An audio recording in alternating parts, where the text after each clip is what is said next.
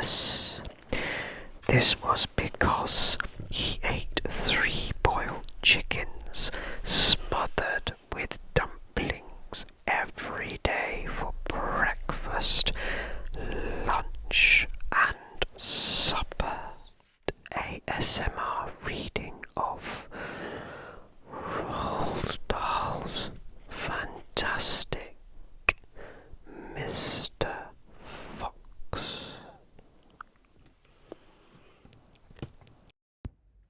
Let's get these amazing candles lit. We have dogs and we have positive energy.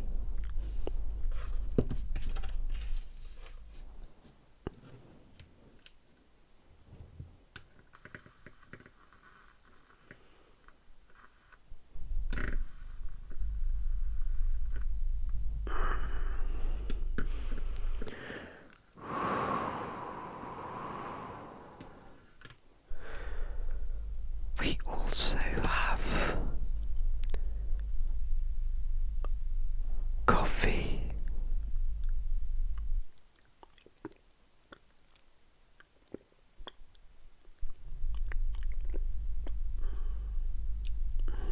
Brilliant. So, how have you all been keeping? I hope you are all well. For me, it is a very, very challenging time.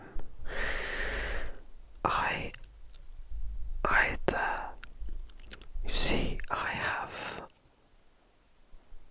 autism and ADHD plus other neurodivergent conditions.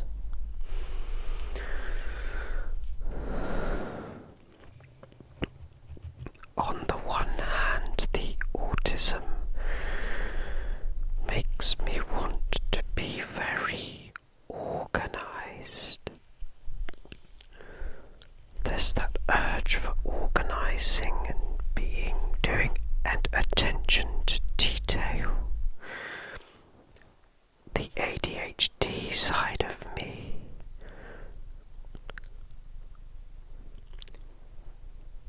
is less organized, as thrives in chaos.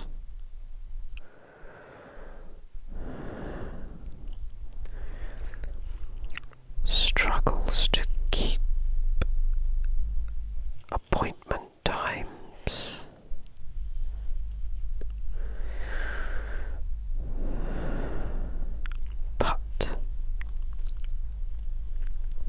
And the ADHD part, there is like a little motor in my head that makes me work, constantly think of different ideas, opportunities to improve. Many of these ideas I have not used. I always used to keep a notebook by the bed in case I had sudden thoughts in the night. I would wake at 2 or 3 a.m. with masses of thoughts rushing through my head on a particular problem, and I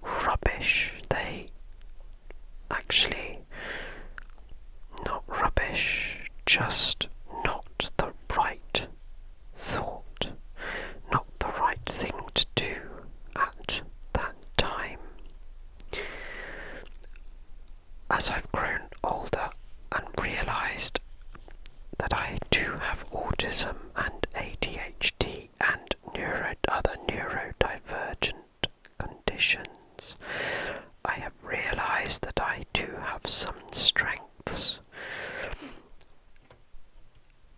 An eye for detail,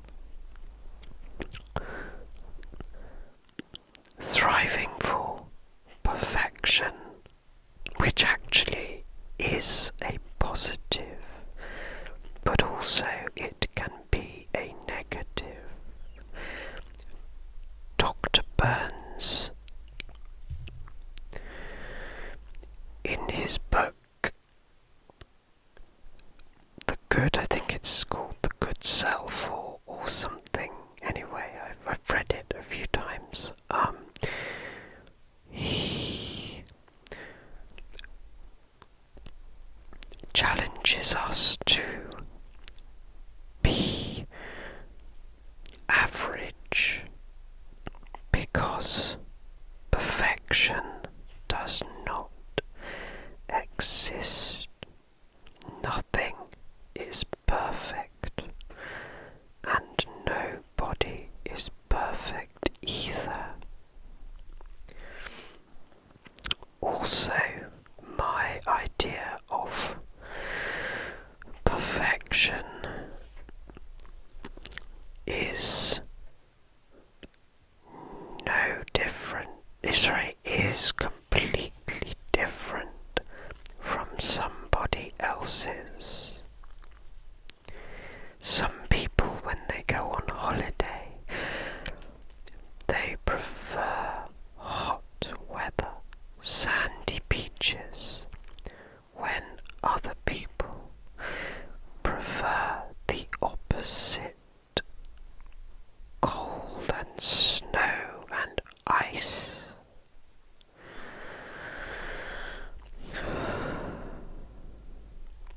I will leave you with that thought and move on to Fantastic Mr. Fox.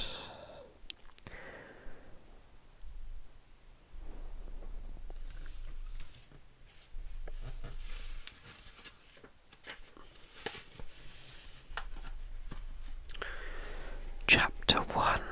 The Three Farmers.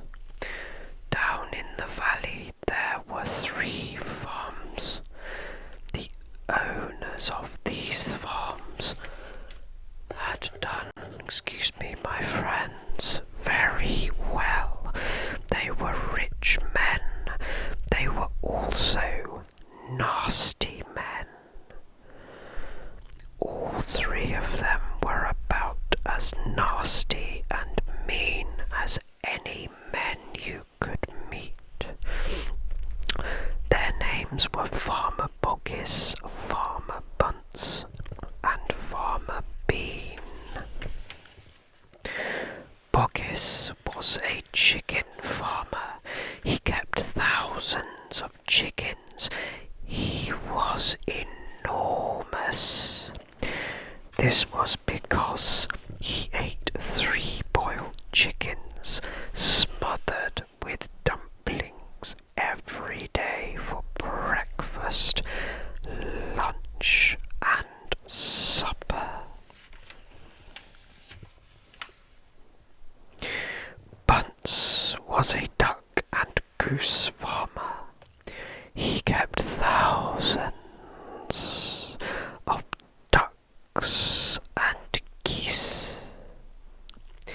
He was pot-bellied and so short his chin would have been under water in the shallow end of any swimming pool in the world. His food was donuts and goose livers. He mashed the livers into a disgusting paste and then stuffed the paste into the donuts. This diet gave him a tummy ache and a beastly temper. Bean was a turkey and apple farmer. He kept thousands of turkeys in an orchard full of apples. trees. He never ate any food at all. Instead, he drank gallons of strong cider, which he made from the apples in his orchard. He was as thin as a pencil, and the cleverest of them all.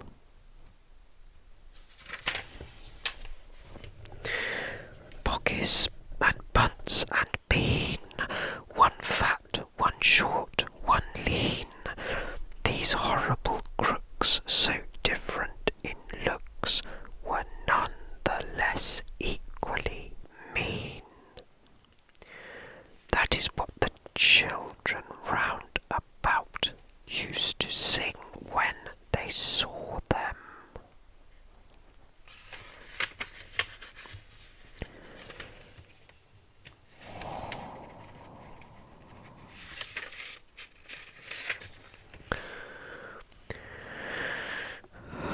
Mr. Fox, Chapter 2. On a hill above the valley there was a wood. In the wood there was a huge tree. Under the tree there was a hole. In the hole lived Mr. Fox and Mrs. Fox, and their 4 small foxes. Every evening, as soon as it got dark, Mr. Fox would say to Mrs. Fox, "Well, my darling, what shall it be this time? A plump chicken from Pockis, a duck or a goose from Bunce, or a nice turkey from Bean?" And when Mrs. Fox had told him what she wanted, Mr. Fox would creep down into the valley in the darkness of the night and help himself.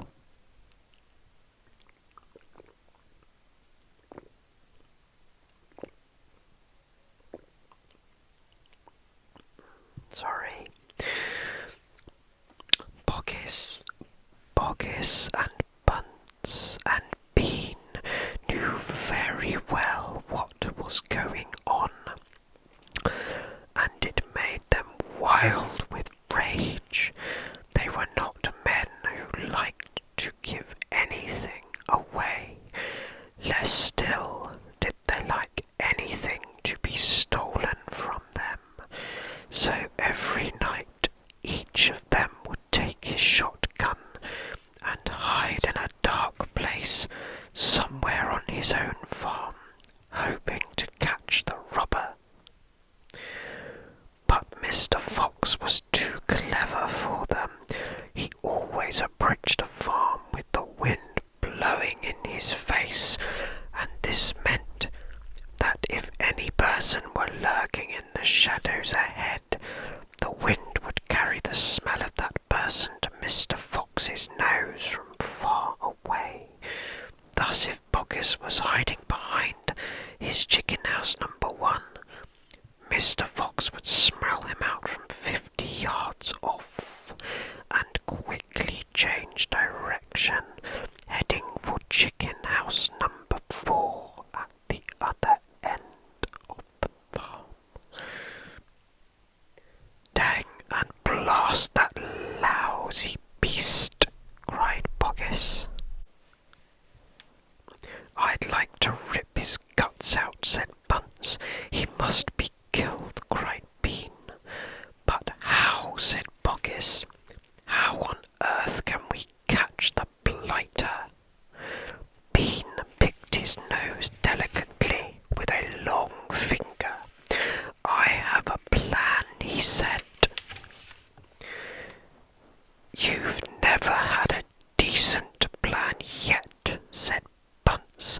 "Shut up and listen," said Bean. "Tomorrow night we will all hide just outside the hole where the fox lives. We will wait there until he comes out. Then bang, bang, bang,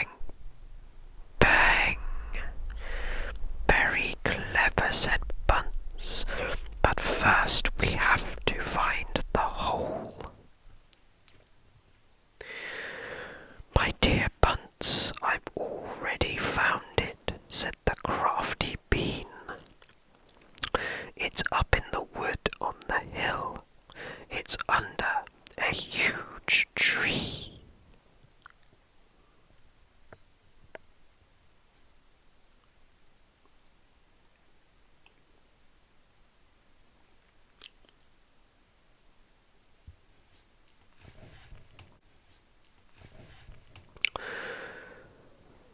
Chapter 3. The Shooting.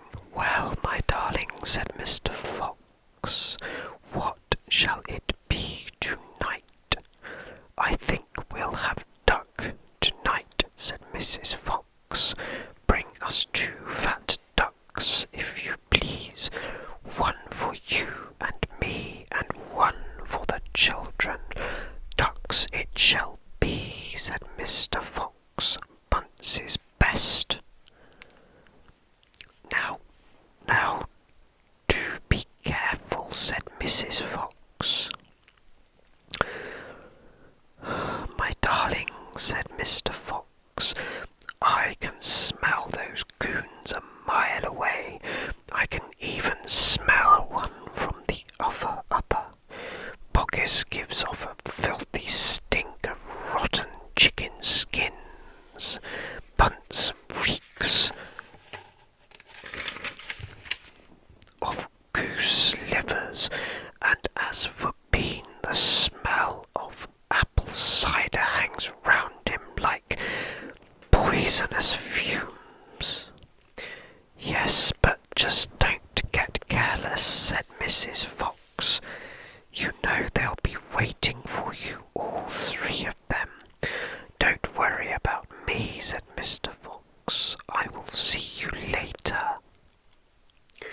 But Mr. Fox would not have been quite so cocky had he known exactly where the 3 farmers were waiting at that moment.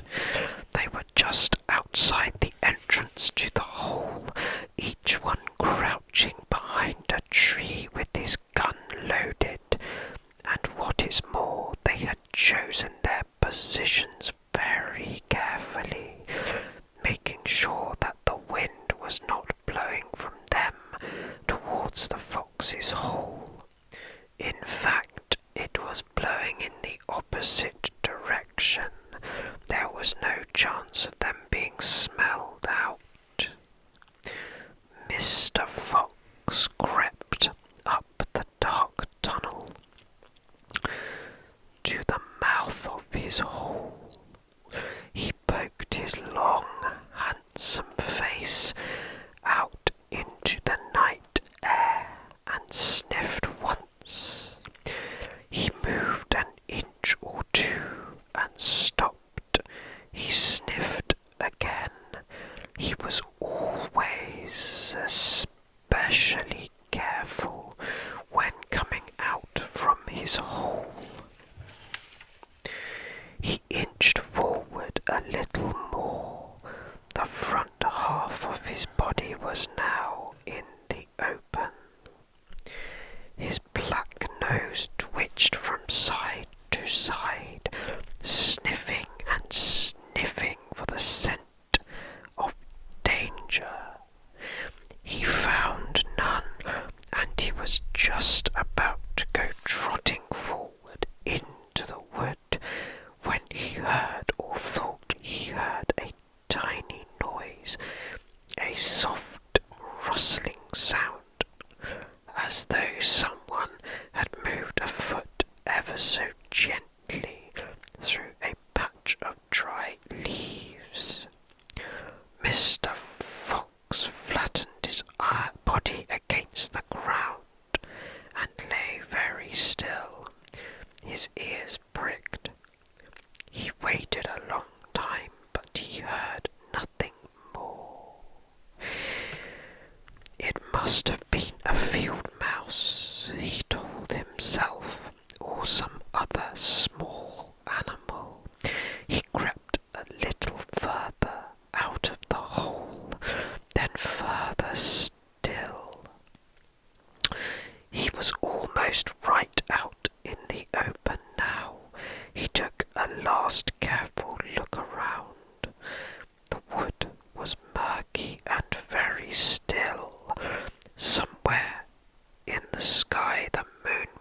shining. Just then his sharp night eyes caught a glint of something bright behind a tree not far away. It was a small silver speck of moonlight shining on a polished surface. Mr. Fox lay still watching it. What on earth was it? Now it was moving. It was coming up and up. Great heavens! It was the barrel of a gun. Quick as a whip, Mr. Fox jumped back into his hole, and at the same instant the entire wood seemed to explode around him. Bang, bang, bang, bang, bang, bang. The smoke from the 3 guns floated upward in the night air. Boggis and Bunce and Bean came out from behind their trees and walked towards the hole. "Did we get him?" said Bean. One of them shone a flashlight on the hole, and there on the ground in the circle of light, half in and half out of the hole, lay the poor, tattered, blood-stained remains of a fox's tail. Bean picked it up. "We got the tail, but we missed the fox," he said, tossing the thing away. "Dang and blast," said Boggis. "We shot too late. We should have let fly the moment he poked his head out." "He won't be poking it out again in a hurry," Bunce said. Bean pulled a flask from his pocket and took a swig of cider. Then he said, "It'll take 3 days at least before he gets hungry enough to come out again. I'm not sitting around here waiting for that. Let's dig him out." "Ah," said Boggis, "now you're talking sense. We can dig him out in a couple of hours. We know he's there. I reckon there's a whole family of them down that hole," Bunce said. "Then we'll have the lot," said Bean. "Get the shovels."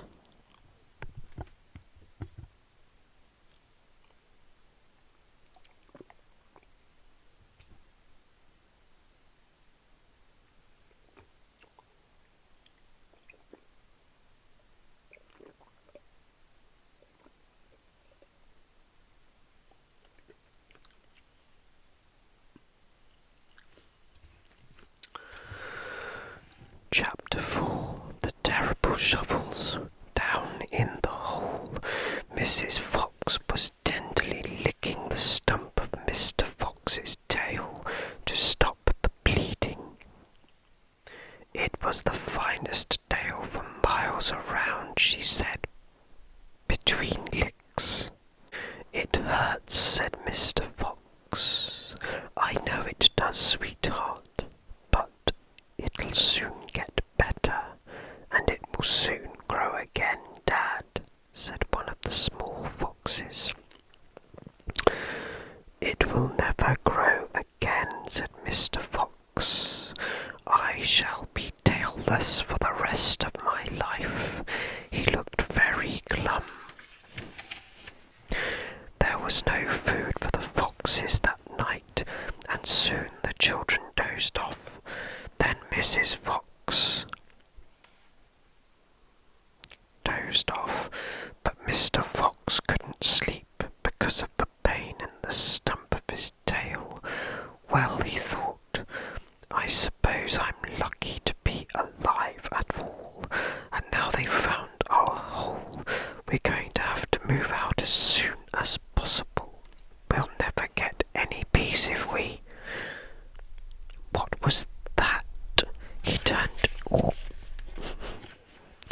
He turned his head sharply and listened. The noise he heard now was the most frightening noise a fox can ever hear. The scrape, scrape, scraping of shovels digging into the soil. "Wake up," he shouted. "They're digging us out." Mrs. Fox was wide awake in 1 second. She sat up, quivering all over. "Are you sure that's it?" she whispered. "I'm positive. Listen. They'll kill our children," cried Mrs. Fox. "Never," said Mr. Fox. "But, darling, they will," sobbed Mrs. Fox. "You know they will."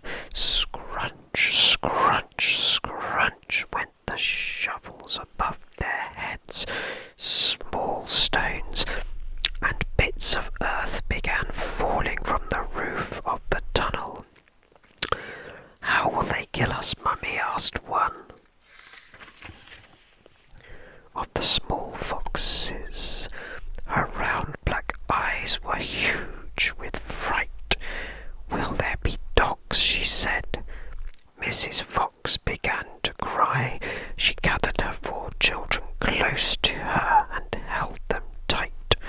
Suddenly there was an especially loud crunch above their heads, and the sharp end of a shovel came right through the ceiling.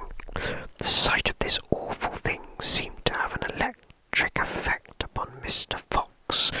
He jumped up and shouted, "I've got it! Come on! There's not a moment to lose! Why didn't I think of it before?" "Think of what, Dad?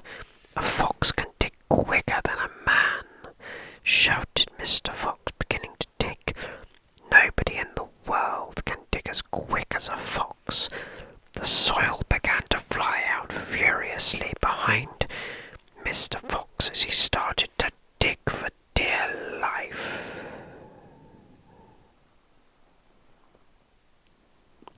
With his front feet, Mr. Fox ran forward. Mrs. Fox ran forward to help him. So did the 4 children. "Go downwards," ordered Mr. Fox. "We've got to go deep as we possibly can." The tunnel began to grow longer and longer. It sloped steeply downward. Deeper and deeper below the surface of the ground it went. The mother and the father and all the 4 children were digging together. Their front legs were moving so fast you couldn't see them, and gradually the scrunching and scraping of the shovels became fainter and fainter. After about an hour, Mr. Fox stopped digging. "Hold it," he said. They all stopped. They turned and looked back up the long tunnel they had just dug. All was quiet. "Phew," said Mr. Fox. "I think we've done it. They'll never get as deep as this. Well done, everyone." They all sat down, panting for breath, and Mrs. Fox said to her children, "I should like you to know that if it wasn't for your father, we should all be dead by now. Your father is a fantastic fox." Mr. Fox looked at his wife, and she smiled. He loved her more than ever when she said things like that. Chapter 5. The Terrible Tractors.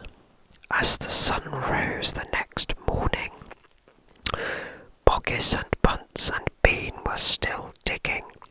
They had dug a hole so deep you could have put a house into it, but they had not yet come to the end of the Fox's tunnel, they were all very tired and cross.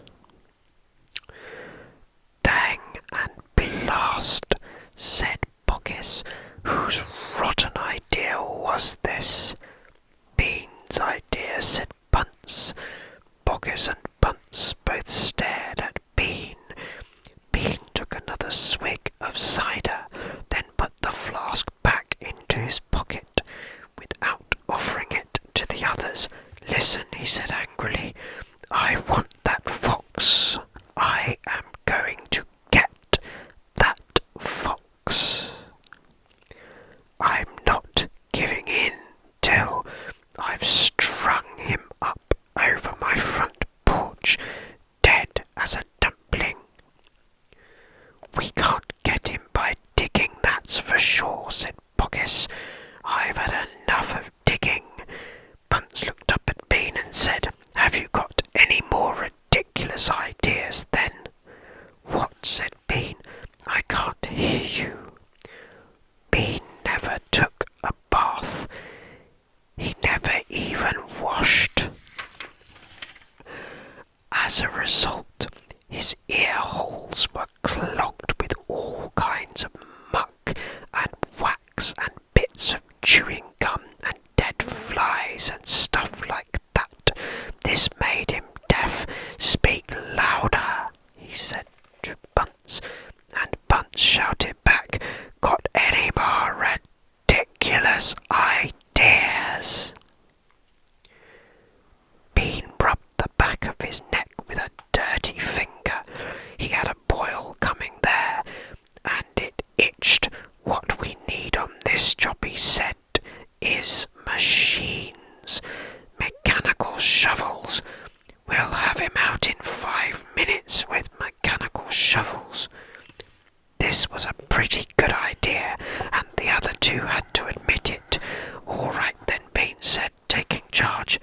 "Poggers, you stay here and see the fox doesn't escape. Bunce, I will go and fetch our Bunce and I will go and fetch our machinery. If he tries to get out, shoot him quick." The long, thin Bean walked away. The tiny Bunce trotted after him. The fat Poggers stayed where he was, with his gun pointing at the foxhole. Soon 2 enormous caterpillar tractors with mechanical shovels on their front ends came clanking into the wood. Bean was driving one, Bunce the other. They were murderous, brutal-looking monsters. "Here we go then," shouted Bean. "Death to the fox," shouted Bunce. The machines went to work, biting huge mouthfuls of soil out of the hill. The big tree under which Mr. Fox had dug his hole in the first place was toppled like a matchstick.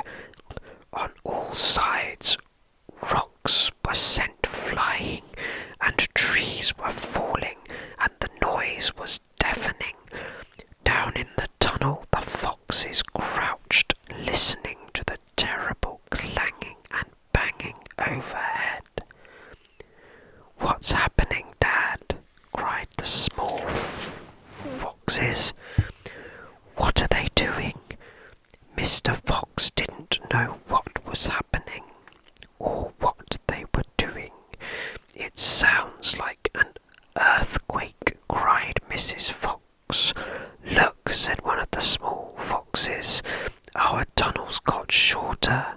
I can see daylight." They all looked around, and yes, the mouth of the tunnel was only a few feet away from them now,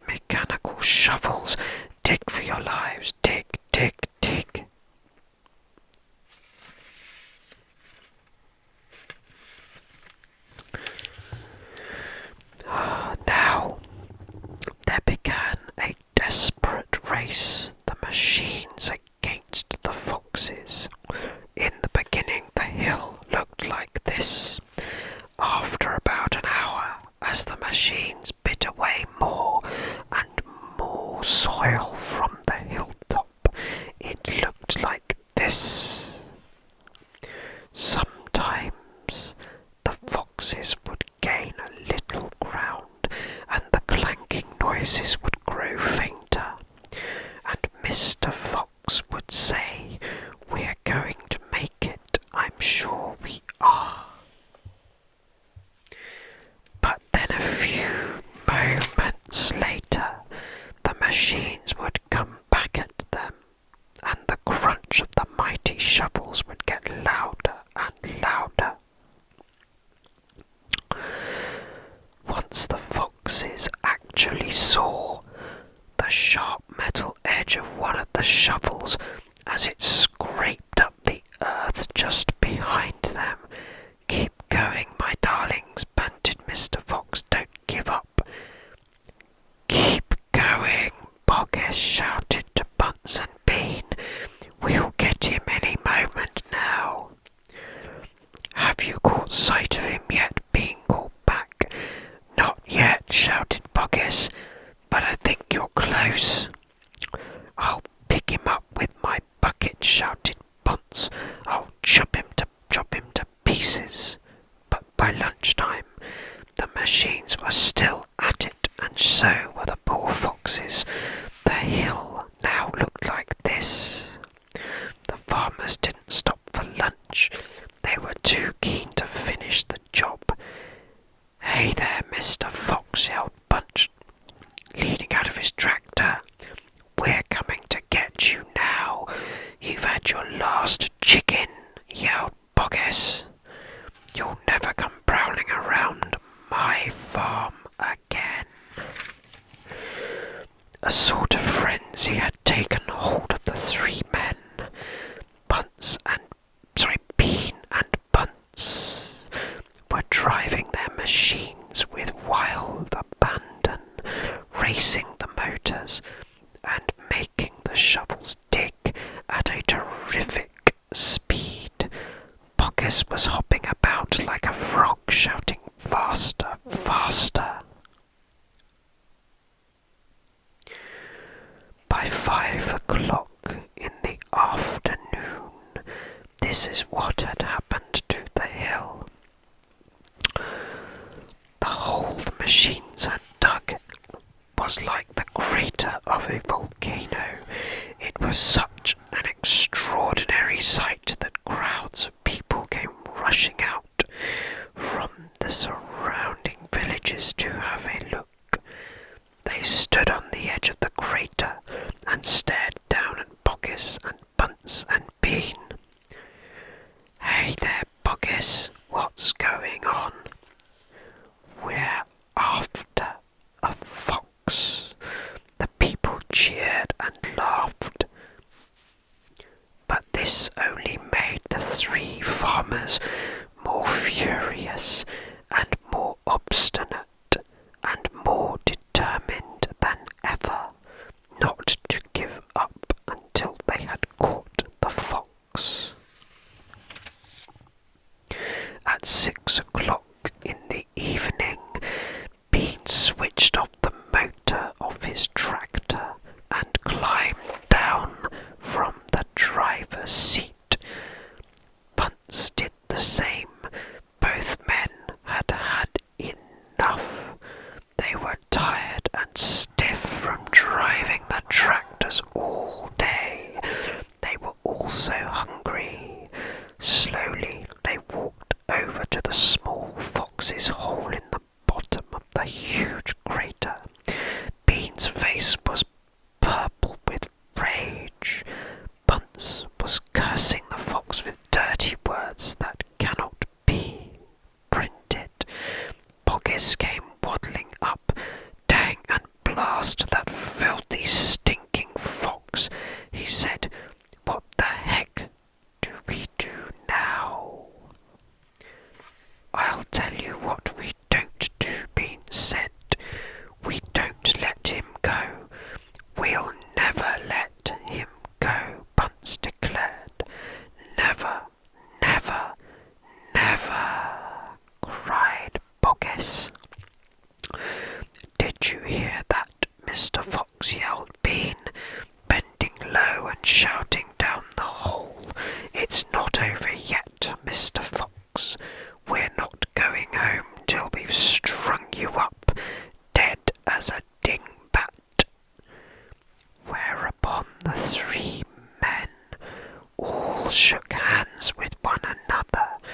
swore a solemn oath that they would not go back to their farms until the fox was caught. "What's the next move?" asked Bunce. "We're sending you down the hole to fetch him up," said Bean. "Down you go, misery guts." "Not me," screamed Bunce, running away. Bean made a sickly smile. When he smiled, you saw his scarlet gums. You saw more gums than teeth. "There was only one thing to do," he said. "We starve him out. We camp here day and night, watching the hole. He'll come out in the end. He'll have to." So Boggis and Bunce and Bean sent messages down to their farms, asking for tents, sleeping bags, and supper. That evening 3 tents were put up in the crater on the hill, one for Boggis, one for Bunce, and one for Bean. The tents surrounded Mr. Fox's hole, and the 3 farmers sat outside their tents, eating their supper. Boggis had 3 boiled chickens smothered in dumplings. Bunce had 6 doughnuts filled with disgusting goose liver paste, and Bean had 2 gallons of cider. All 3 of them kept their guns beside them. Boggis picked up a steaming chicken and held it close to the fox's hole. "Can you smell this, Mr. Fox?" he shouted. "Lovely tender chicken. Why don't you come up and get it?" The rich scent of chicken wafted down the tunnel to where the foxes were crouching. "Oh, Dad," said one of the small foxes, "couldn't we just sneak up and snatch it out of his hand?" "Don't you dare," said Mrs. Fox. "That's just what they want you to do." "But we're so hungry," they cried. "How long will it be till we get something to eat?" Their mother didn't answer them, nor did their father. There was no answer to give. As darkness fell, Bunce and Bean switched on the powerful headlamps of the 2 tractors and shone them on the hole. "Now," said Bean, "we'll take it in turn to keep watch. 1 watches while 2 sleep, and so on all through the night." Boggis said, "What if the fox digs a hole right through the hill and comes out on the other side? You didn't think of that one, did you?" "Of course I did," said Bean, pretending he had. "Go on then, tell us the answer," said Boggis. Bean picked something small and black out of his ear and flicked it away. "How many people have you got working on your farm?" he asked. 35, Boggis said. "I've got 36, Bunce said. "And I've got 37, Bean said. "That makes 108 people altogether. We must order them to surround the hill. Each person will have a gun and a flashlight. There will be no escape then for Mr. Fox." So the order went down to the farms, and that night 108 people formed a tight ring around the bottom of the hill. They were armed with sticks and guns and hatchets and pistols and all sorts of other horrible weapons. This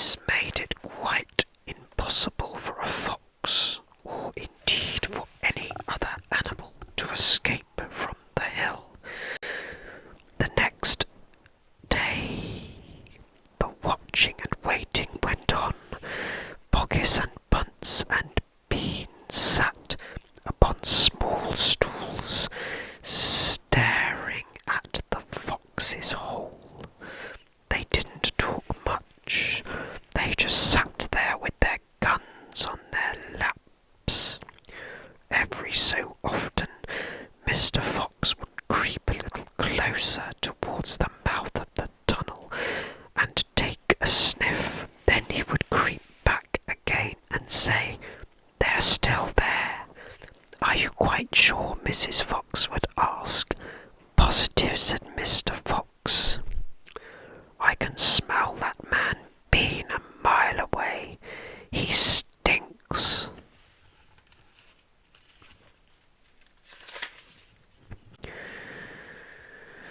For 3 days and 3 nights this waiting game went on. How long can a fox go without food or water? Poggis asked on the 3rd day. "Not much longer now," Bean told him. "He'll make a run for it soon. He'll have to." Bean was right. Down in the tunnel the foxes were slowly but surely starving to death. "If only we could just have just a tiny sip of water," said one of the small foxes. "Oh, Dad, can't you do something? Couldn't we make a dash for it, Dad? We'd have a little bit of a chance, wouldn't we?" "No chance at all," snapped Mrs. Fox. "I refuse to let you go up there and face those guns. I'd sooner you stay down here and die in peace." Mr. Fox had not spoken for a while. He had been sitting quite still, his eyes closed, not even hearing what the others were saying. Mrs. Fox knew that he was trying desperately to think of a way out, and now as she looked at him, she saw him stir himself and get slowly to his feet. He looked back at his wife. There was a little spark of excitement dancing in his eyes. "What is it, darling?" said Mrs. Fox quickly. "I've just had a bit of an idea," Mr. Fox said. "What?" they cried. "Oh, Dad, what is it?" "Come on," said Mrs. Fox, "tell us quickly." "Well," said Mr. Fox. Then he stopped and sighed and sadly shook his head. He sat down again. "It's no good," he said. "It won't work after all." "Why not, Dad?" "Because it means more digging, and we aren't any of us strong enough for that after 3 days and nights without food." "Yes, we are, Dad," cried the small foxes, jumping up and running to their father. "We can do it. You see if we can't, so can you." Mr. Fox looked at the 4 small foxes and smiled. "What fine children I have," he thought. "They are starving to death, and they haven't had a drink for 3 days, but they are still undefeated. I must not let them down. I suppose we could give it a try," he said. "Let's go, Dad. Tell us what you want us to do."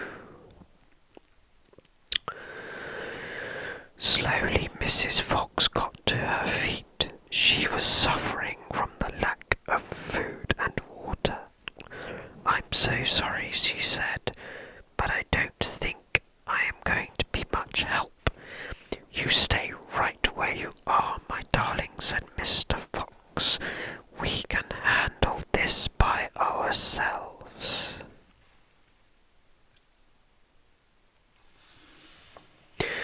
This time we must go in a very special direction, said Mr. Fox, pointing sideways and downward. So he and his 4 children started to dig once again. The work went much more slowly now, yet they kept at it with great courage, and little by little the tunnel began to grow. Dad, I wish you would tell us where we are going, said one of the children. I dare not do that, said Mr. Fox, because this place I am hoping to get to is so marvellous that if I described it to you now, you would go wild with excitement, and then if we failed to get there, which is very possible, you would die of disappointment. I don't want to raise your hopes too much, my darlings. For a long, long time they kept on digging. For how long they did not know, because there were no days and no nights down there in the murky tunnel. But at last Mr. Fox gave the order to stop. I think he said we had better take a peep upstairs now and see where we are. I know where I want to be, but I can't possibly be sure we're anywhere near it.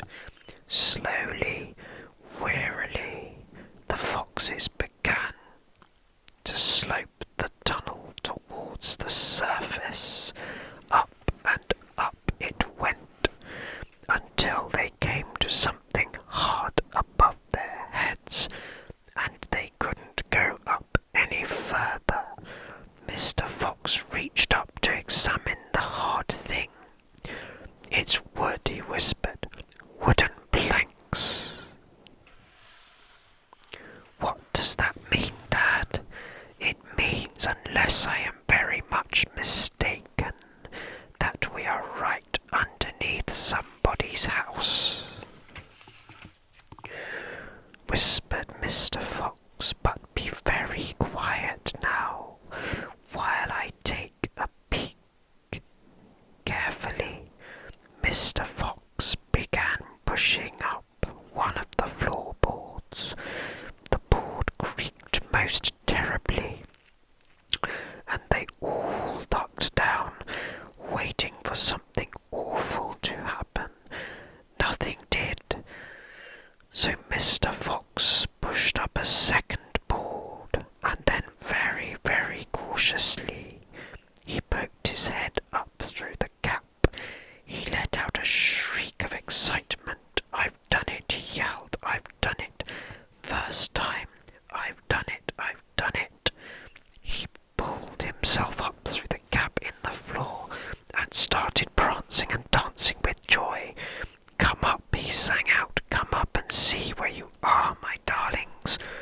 What a sight for a hungry fox. Hallelujah. Hooray, hooray. The small foxes scrambled up out of the tunnel, and what a fantastic sight it was that now met their eyes. They were in a huge shed, and the whole place was teeming with chickens.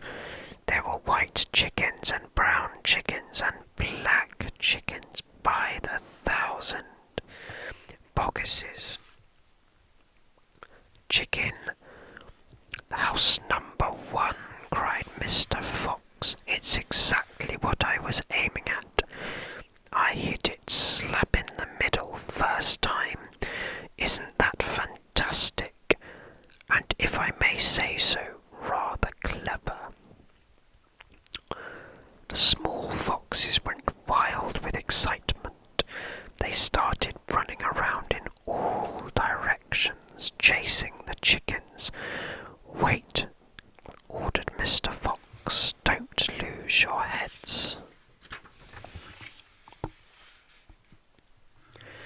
Stand back, calm down, let's do this properly.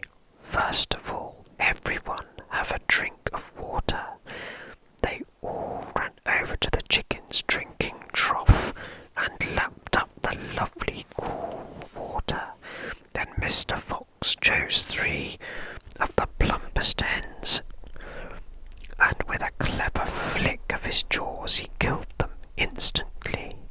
"Back to the tunnel," he ordered. "Come on, no fooling around. The quicker you move, the quicker you shall have something to eat." One after another they climbed down through the hole in the floor, and soon they were all standing once again in the dark tunnel. Mr. Fox reached up and pulled the floorboards back into place. He did this with great care. He did it so that no one could tell they had ever been moved. "Here you go," he said, giving the 3 plump hens to the biggest of his 4 small children. "Run back with these to your mother. Ask her to prepare a feast. Tell us the rest of us will be along in a jiffy, as soon as we have made a few other little arrangements." The small fox ran back along the tunnel as fast as she could, carrying the 3 plump hens. She was exploding with joy. "Just wait," she kept thinking, "just wait till Mummy sees these." She had a long way to run, but she never stopped once on the way, and she came bursting in upon Mrs. Fox. "Mummy," she cried out of breath, "look, Mummy, look. Wake up and see what I brought you." Mrs. Fox opened one eye and looked at the hens. "I'm dreaming," she murmured, and closed the eye again. "You're not dreaming, Mummy. They're real chickens. We're saved. We're not going to starve." Mrs. Fox opened both eyes and sat up quickly. "But my dear child," she cried, "where on earth—" "Boggus's chicken house number 1, spluttered the small fox. "We tunnelled right up under the floor, and you've never seen so many big fat hens in all your life. And Dad said to prepare a feast. They'll be back soon." The sight of the food seemed to give new strength to Mrs. Fox. "A feast it shall be," she said, standing up. "Oh, what a fantastic fox your father is. Hurry up, child, and start plucking those chickens." Far away,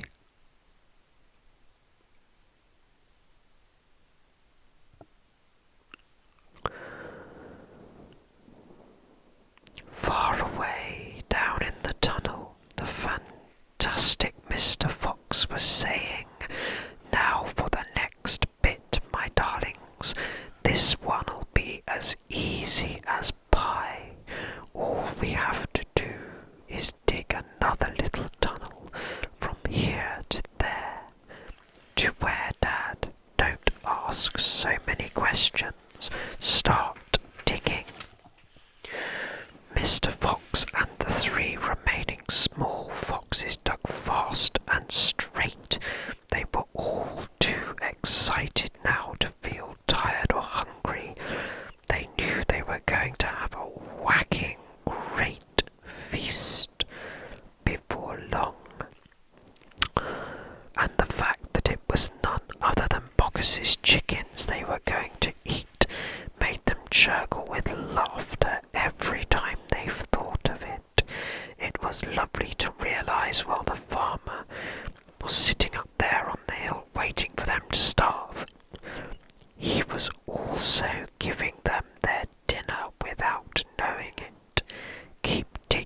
said Mr. Fox, "it's not much further." All of a sudden a deep voice above their head said, "Who goes there?" The foxes jumped. They looked up, and they saw peeking through a small hole in the roof of the tunnel a long, black, pointed, furry face. "Badger!" cried Mr. Fox. "Foxy!" cried Badger. "My goodness, I'm glad I found someone at last. I've been digging around in circles for 3 days and nights, and I haven't the foggiest idea where I am." Badger made the hole in the ceiling bigger and dropped down beside the foxes. A small badger dropped down after him. "Haven't you heard what's happening up on the hill?" Badger said excitedly. "It's chaos. Half the wood has disappeared, and there are people with guns all over the countryside.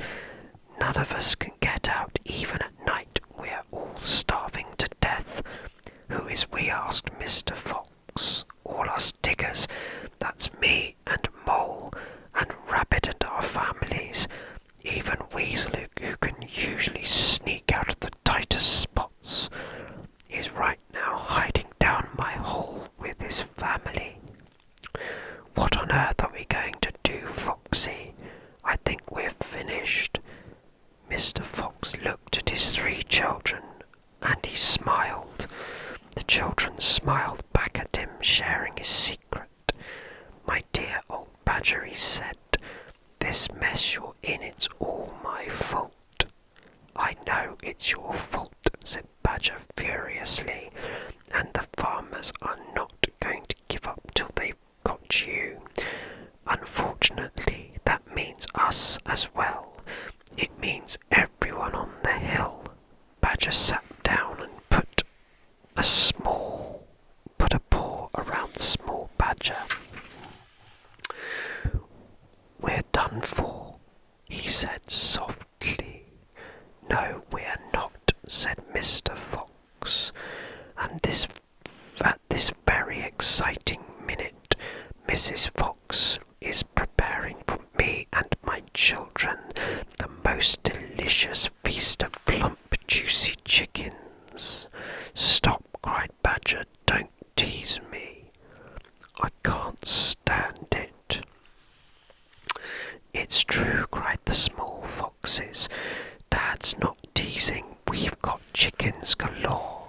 "And because everything is entirely my fault," said Mr. Fox, "I invite you to share the feast. I invite everyone to share it. You and Mole and Rabbit and Weasel and all your families. There'll be plenty to go round, I can assure you." "You mean it?" cried Badger. "You really mean it?"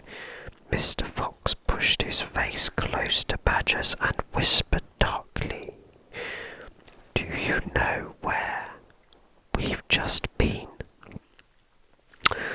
"Where?" "Right inside Boggis's chicken house number 1. "No, yes, but that is nothing to where we are going now. You have come just at the right moment, my dear Badger. You can help us dig, and in the meanwhile your little one can run back to Mrs. Badger and all the others and spread the good news." Mr. Fox turned to the small badger and said, "Tell them they are invited to a fox's feast. Then bring them all down here and follow this tunnel back until you find my home." "Yes, Mr. Fox," said the small badger. "Yes, sir, right away, sir. Oh, thank you, sir." Scrambling quickly back through the hole in the roof of the tunnel, the little badger disappeared. "My dear Foxy," cried Badger,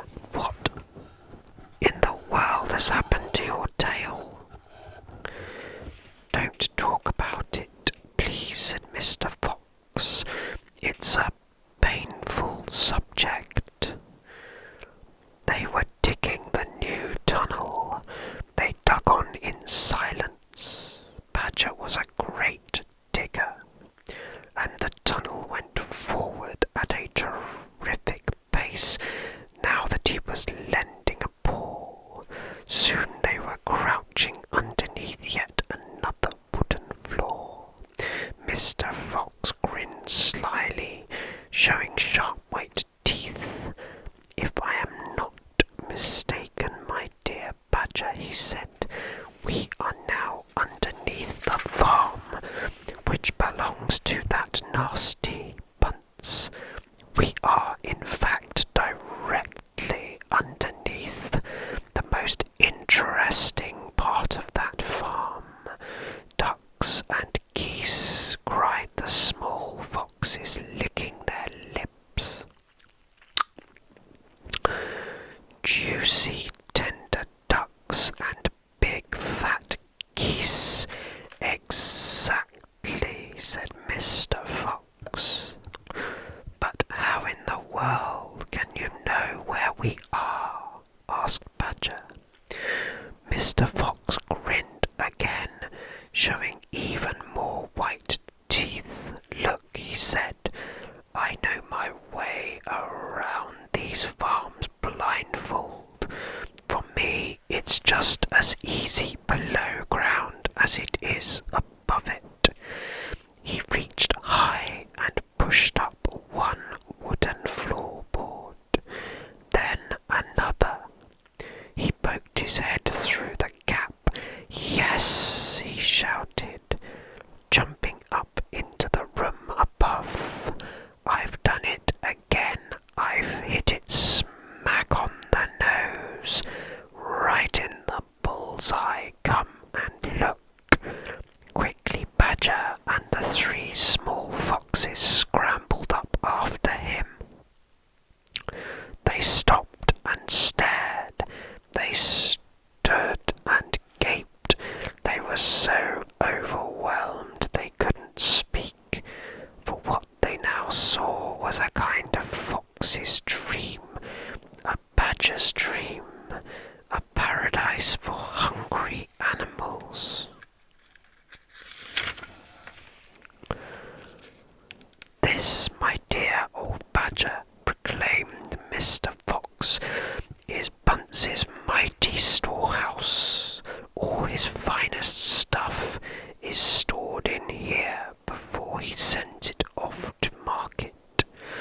Against all the four walls of the great room, stacked in cupboards and piled upon shelves, reaching from floor to ceiling, were thousands and thousands of the finest and fattest ducks and geese, plucked and ready for roasting. And up above, dangling from the rafters, there must have been at least 100 smoked hams and 50 sides of bacon."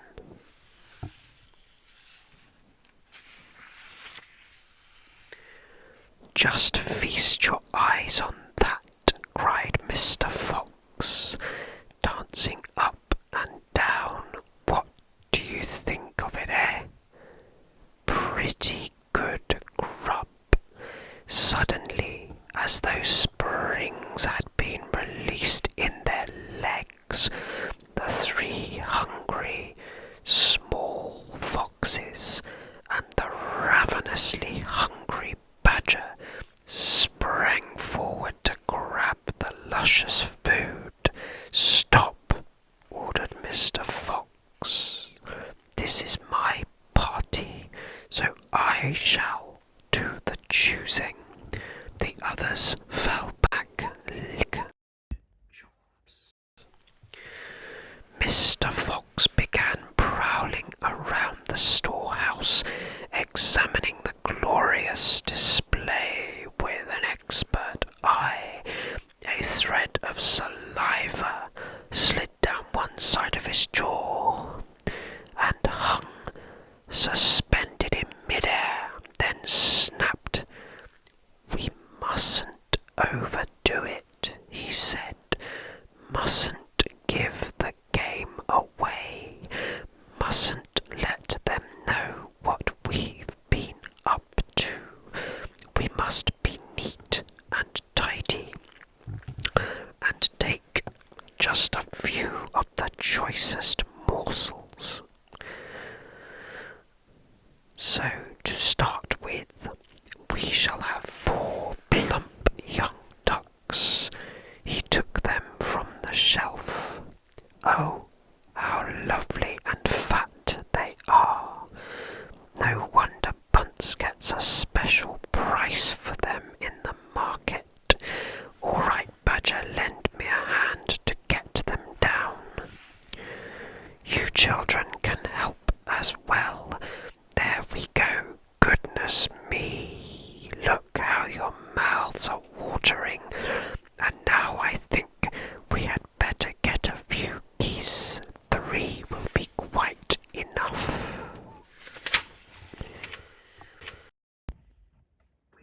The biggest, oh my, you'll never see finer geese than these in a royal kitchen.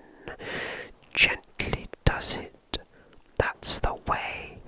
And what about a couple of nice smoked hams? I adore smoked ham, don't you, Badger? Fetch me that step ladder, will you please?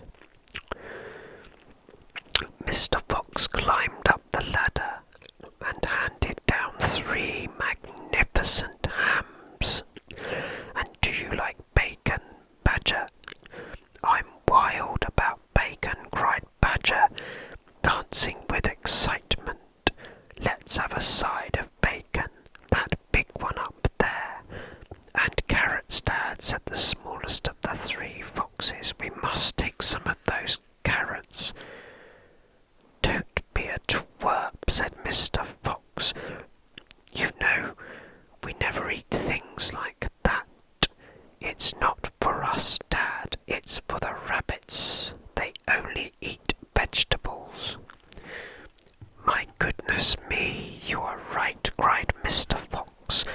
What a thoughtful little fox you are. Take 10 bunches of carrots. Soon all this lovely loot was lying in a neat heap upon the floor. The small foxes crouched close, their noses twitching, their eyes shining like stars. And now, said Mr. Fox,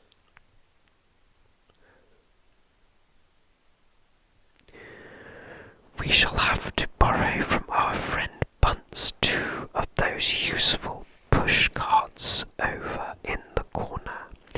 He and Badger fetched the push carts, and the ducks and geese and hams and bacon were loaded onto them.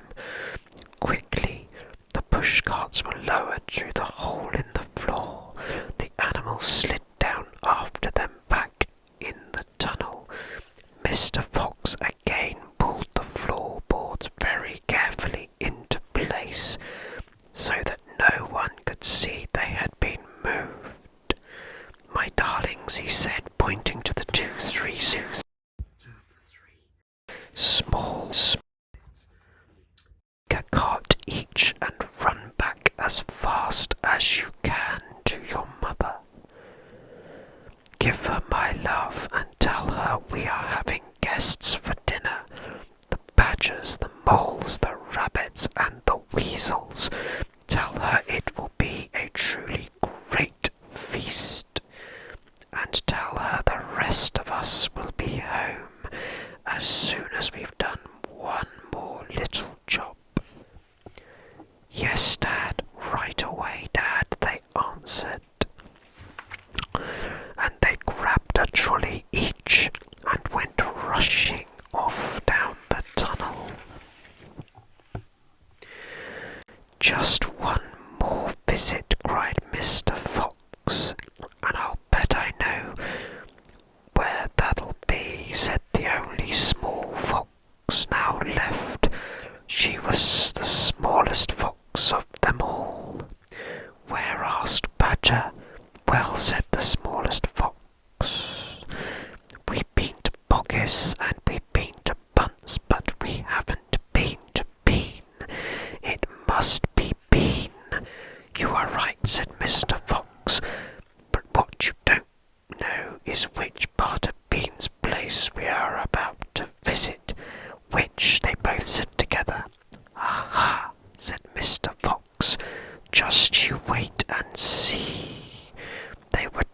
As they talked, the tunnel was going forward fast. Suddenly Badger said, "Doesn't this worry you just a tiny bit, Foxy?"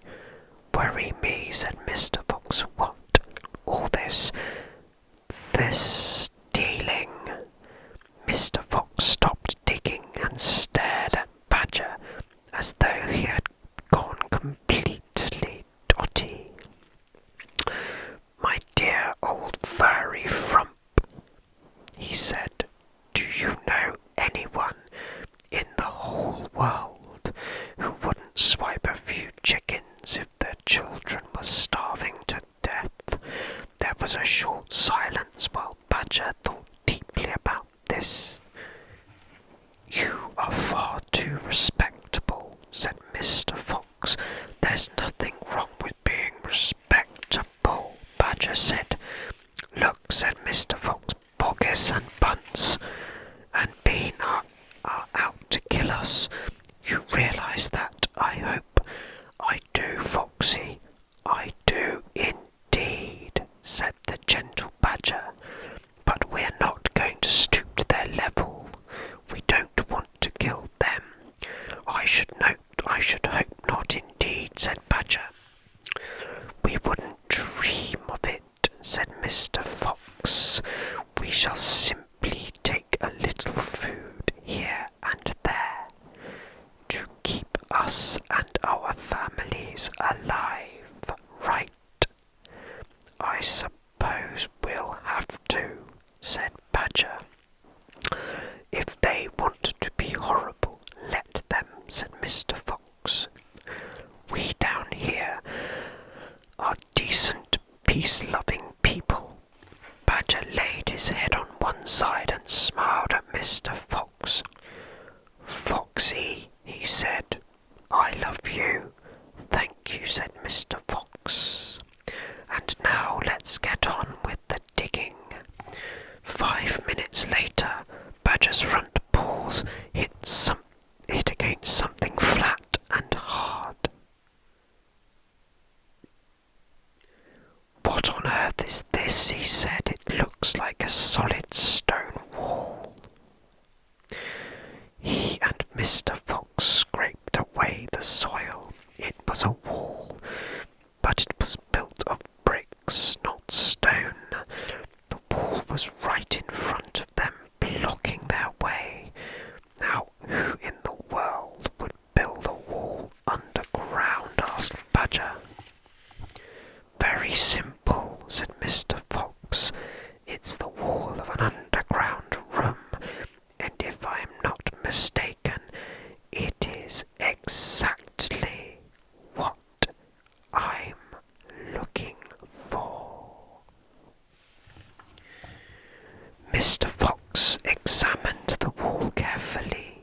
He saw that the cement between the bricks was old and crumbly. So he loosened a brick without much trouble and pulled it away. Suddenly, out from the hole where the brick had been, popped a small, sharp face with whiskers. "Go away," it snapped. "You can't come in here. It's private." "Good Lord," said Badger, "it's Rat." "You trickster," said Mr. Fox. "I should have guessed we'd find you down here somewhere." "Go away," shrieked Rat. "Go on, beat it. This is my private pitch." "Shut up," said Mr. Fox. "I will not shut up," shrieked Rat. "This is my place. I got here first." Mr. Fox gave a brilliant smile, flashing his white teeth. "My dear Rat," he said softly, "I am a hungry fellow, and if you don't hop it quickly, I shall eat you up in one gulp." That did it. Rat popped back fast out of sight.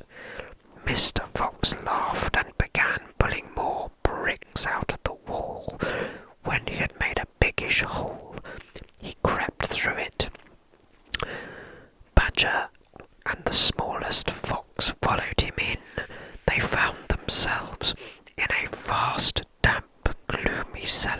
"This is it," cried Mr. Fox. "This is what," said Badger. "The place is empty." "Where are the turkeys?" asked the smallest fox, staring into the gloom. "I thought Bean was a turkey man." "He is a turkey man," said Mr. Fox, "but we're not after turkeys now. We've got plenty of food." "Then what do we need, Dad?" Take a good look around," said Mr. Fox. "Don't you see anything that interests you?" Badger and the smallest fox peered into the half-darkness. As their eyes became accustomed to the gloom, they began to see what looked like a whole bunch of big glass jars standing upon shelves around the walls. They went closer. They were jars. There were hundreds of them, and upon each one was written the word cider. The smallest fox leaped high in the air. "Oh, Dad," she cried out, "look what we found. It's cider."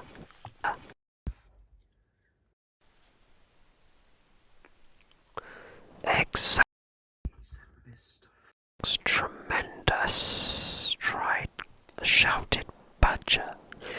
"Bean's secret cider cellar," said Mr. Fox. "But go carefully, my dears. Don't make a noise. This cellar is right underneath the farmhouse itself. Cider," said Badger, "is especially good for badgers. We take it as medicine. 1 large glass 3 times a day with meals, and another at bedtime. It will make the beast into a banquet," said Mr. Fox. While they were talking, the smallest fox had sneaked a jar off the shelf and had removed the stopper. "Wow!" she gasped at the smell. "Wowee! You must understand, this is not ordinary weak, fizzy cider one buys in a store. It was the real stuff, a home-brewed fiery liquid that burned in your throat and boiled in your stomach." "Ah!" gasped the smallest fox, about to take a sip. "This is some cider." "That's quite enough of that," said Mr. Fox, grabbing the jar and putting it to his own lips. He took a tremendous gulp. "It's miraculous," he whispered, fighting for breath. "It's fabulous. It's beautiful." "It's my turn," said Badger, taking the jar and tilting his head well back. The cider gurgled and bubbled down his throat. It's like melted gold," he gasped. "Oh, Foxy, it's like drinking sunbeams and rainbows." "You're poaching," shrieked Rat. "Put that down at once. There'll be none left for me." Rat was perched upon the highest shelf in the cellar, peering out from behind a huge jar. There was a small rubber tube inserted in the neck of the jar, and Rat was using this tube to suck out the cider. "You're drunk," said Mr. Fox. "Mind your own business," shrieked Rat. "And if you great clumsy brutes come messing about in here, we'll all be caught. Get out and leave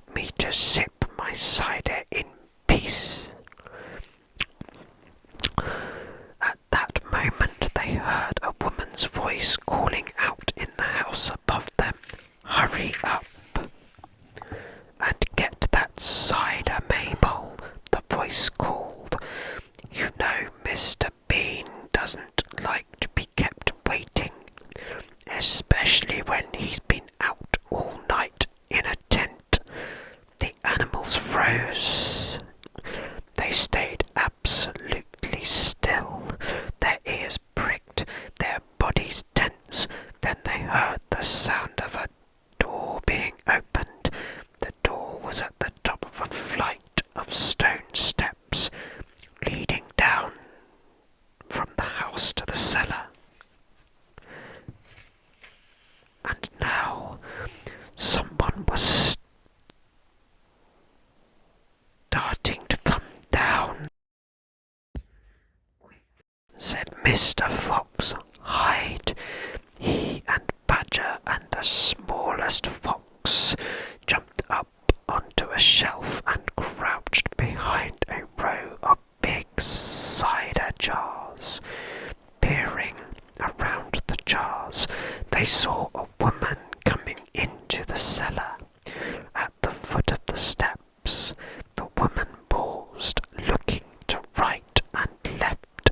Then she turned and headed straight for the place where Mr. Fox and Badger and the smallest fox were hiding. She stopped right in front of them. The only thing between her and them was a row of cider jars. She was so close, Mr. Fox could hear the sound of her breathing. Peeping through the crack between the bottles, he noticed that she carried a big rolling pin in one hand.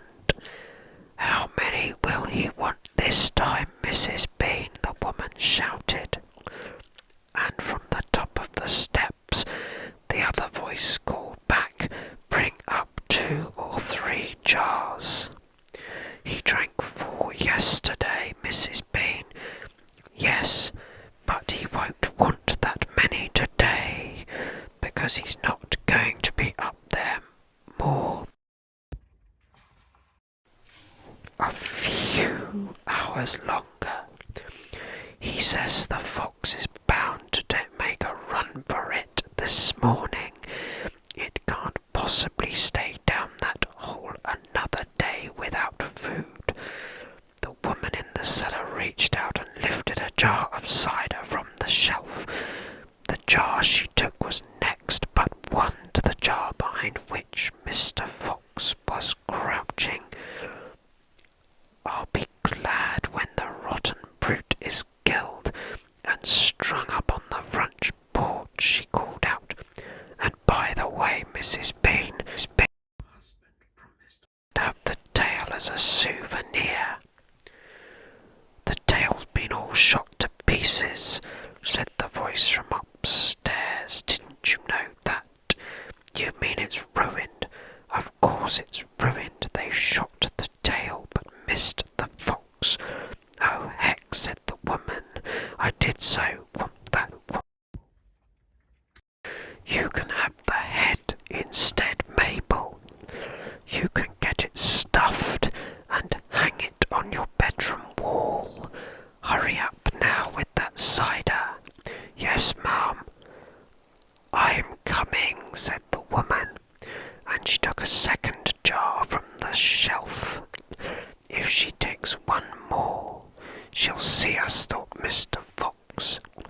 He could feel the smallest fox's body pressed tightly against his own, quivering with excitement. "Will 2 be enough, Mrs. Bean, or should I take 3? "My goodness, Mabel, I don't care, so long as you get a move on." "Then 2 it is," said the woman, speaking to herself now. "He drinks too much anyway." Carrying a jar in each hand, and with the rolling pin under each arm, she walked away across the cellar. At the foot of the steps she paused and looked around, sniffing the air. "There's rats down here again, Mrs. Bean. I can smell 'em. Then poison them, woman. Poison them. You know where the poison's kept?" "Yes, ma'am," Mabel said. She climbed slowly out of sight. Up the steps the door slammed. "Quick," said Mr. Fox, "grab a jar each and run for it." Rat stood on his high shelf and shrieked. "What did I tell you? You nearly got nabbed, didn't you? Away. You keep out of here from now on. I don't want you around. This is my place." "You," said Mr. Fox, "are going to be poisoned." "Poppycock," said Rat, "I sit up here and watch her putting the stuff down.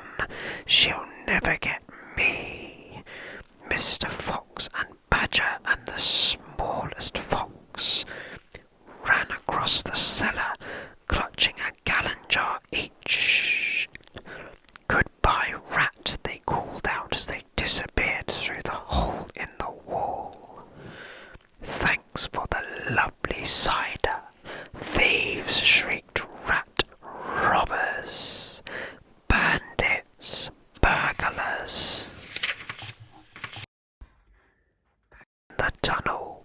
They paused so that Mr. Fox could brick up the hole in the wall.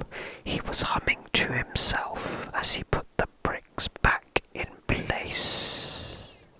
"I can still taste that glorious cider," he said. "He has bad manners," Badger said. "All rats have bad manners.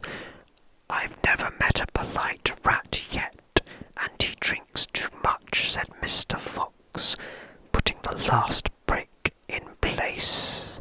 "There we are. Now home to the feast." They grabbed their jars of cider and off they went. Mr. Fox was in front.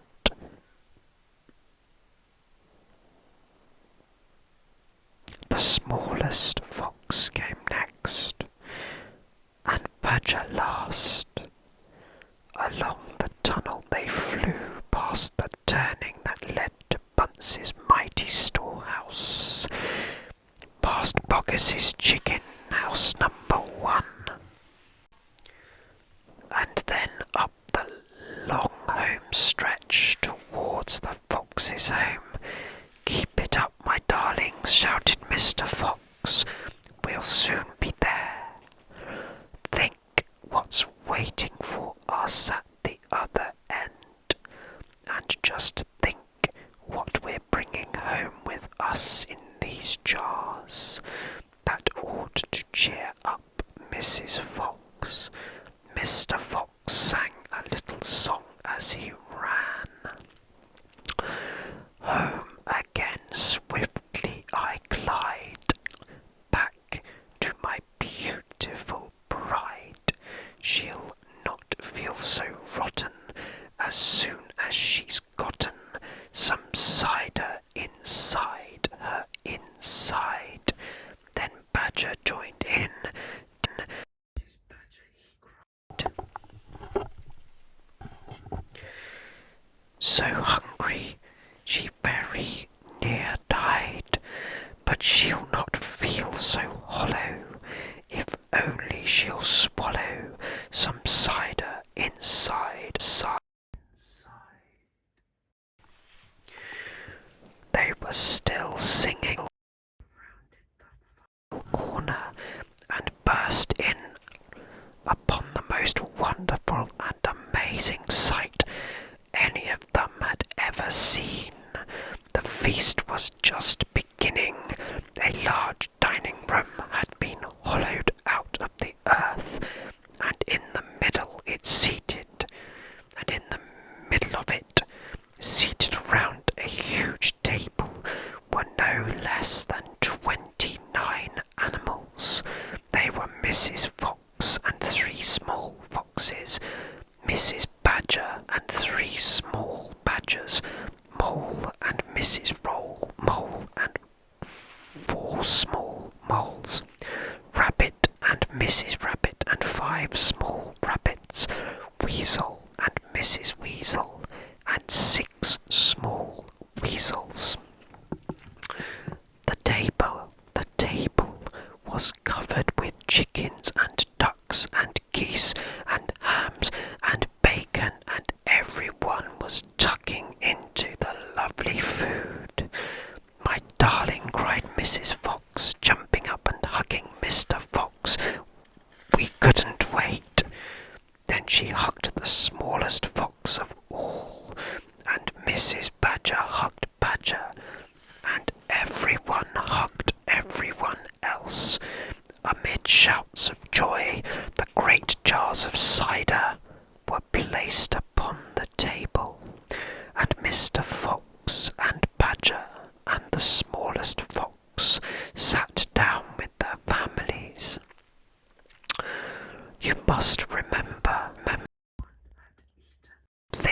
several days.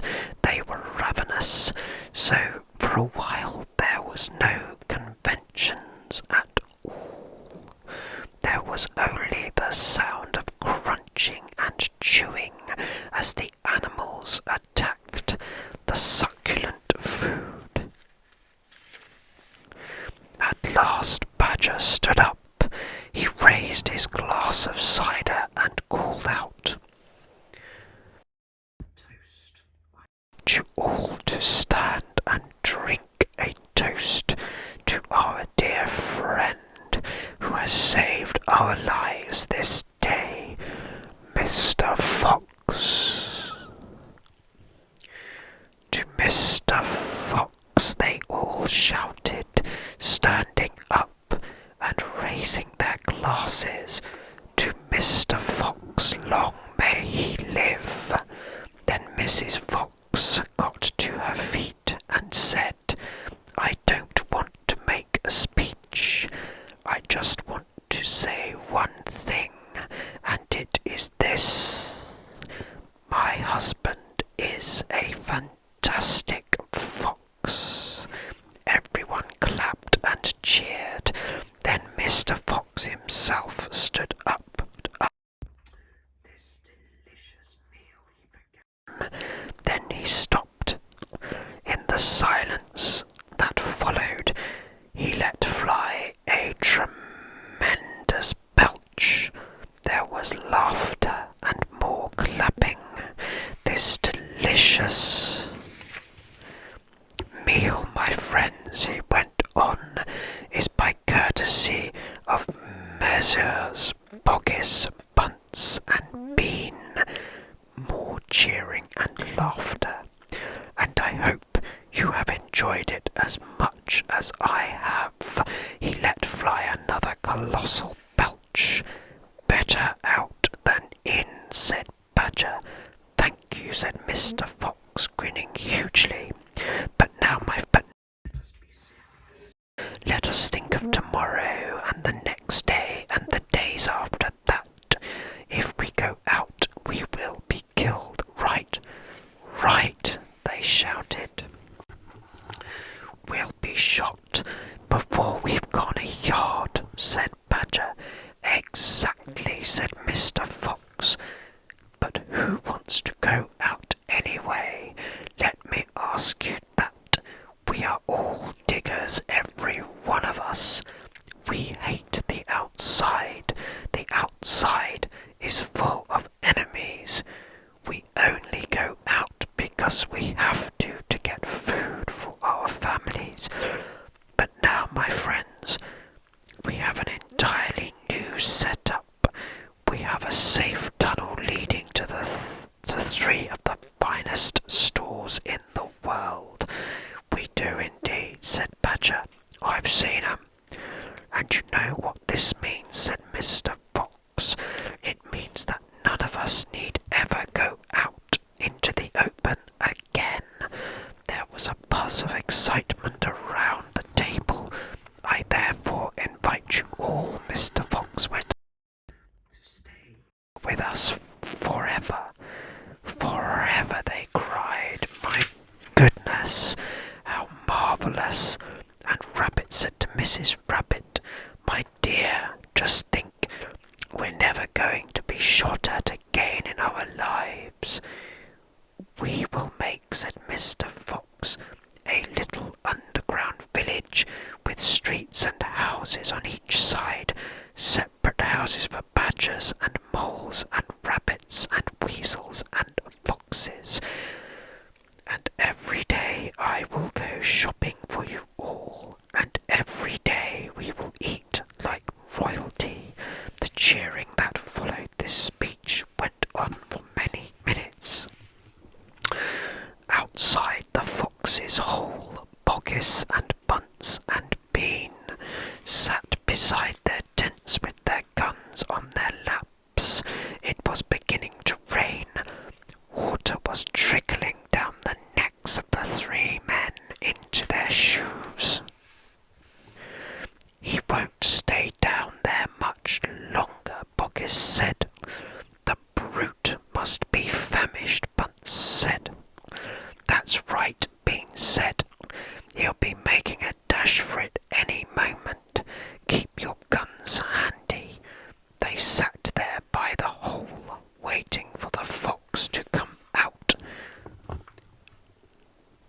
So, as far as I know, they are still waiting.